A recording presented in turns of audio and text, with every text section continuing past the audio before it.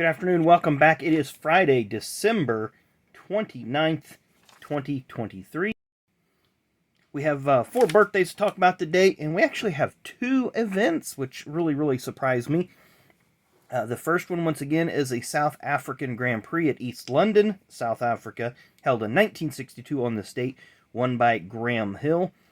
He, however, only led about 21 laps of the 82 scheduled laps, as opposed to our winner from the other day that we talked about, drawing a blank on who that is already, who led all 85 of that race's circuits.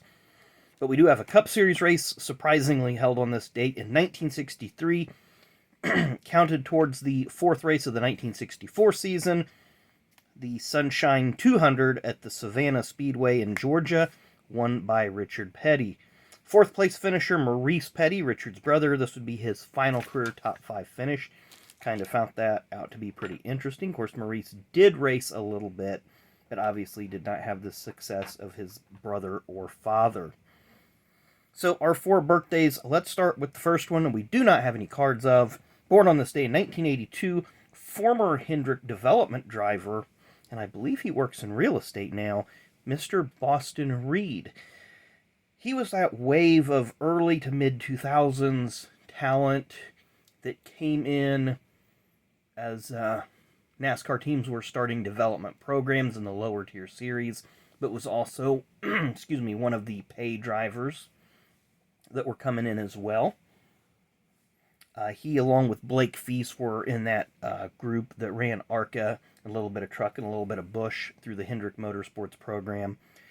And coincidentally enough, a wreck at Talladega, I think it was either him or Blake Feast, was in a wreck with Billy Venturini at Talladega, where Billy called them out as basically spoiled rich kids or having daddy's money.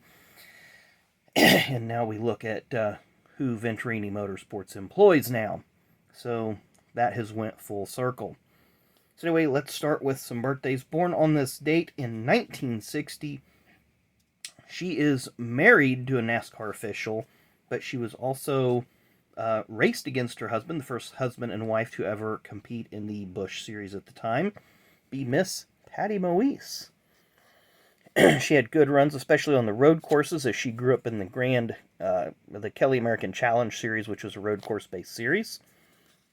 But Patty ran some races for Mike Laughlin early on, had some good runs. Then she went to Doug Taylor Motorsports with sponsorship from Purex and Dial. And here you kind of see the number 40 car. Actually, that still may be the 14.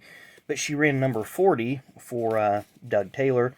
Then she went over to start her own team with her husband, Moise Sawyer Motorsports. There you see a good look at that car.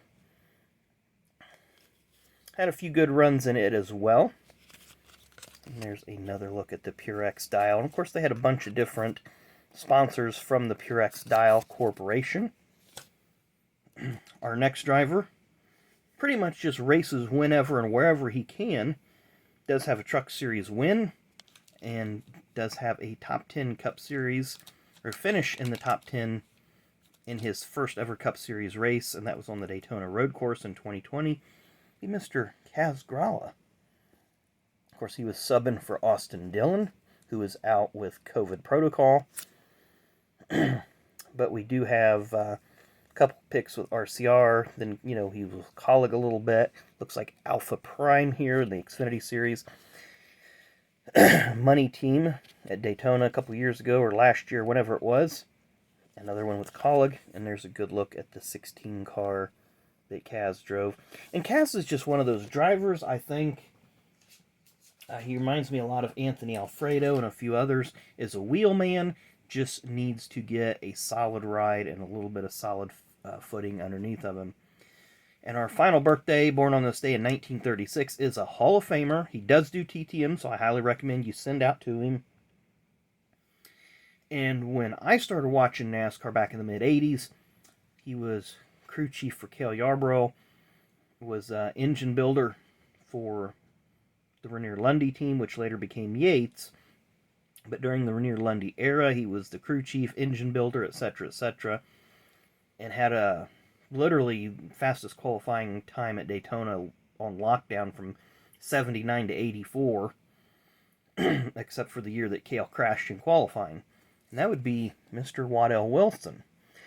Now, in 87, he moved over to Hendrick with Darrell Waltrip to be crew chief in what was christened the Dream Team, and they struggled mightily.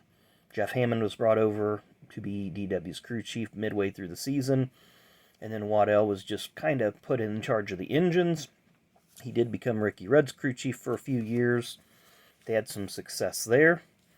Then after he left Hendrick Motorsports, went over to Larry Hendrick Motorsports, was working with Phil Parsons and Joe Nemechek for a couple years at that team. This is the last card that I have of Waddell. I'm not sure where he went to after that, if he bounced around a little bit, but definitely, you know, very, very knowledgeable person when it comes to engines and chassis and race strategy and etc., etc. So definitely a well-deserved Hall of Fame status for Mr. Waddell Wilson. That is our birthdays and events for this Friday. This is the last Friday of the year. We've only got 2 more of these videos to go, guys. 2 more. And then that will be a wrap on this series. But anyway, thanks again for watching. As always, make sure you hit that like and subscribe button. And if any suggested videos from the channel pop up in your feed, make sure you check those out as well. So thanks again for watching, and we will see you tomorrow.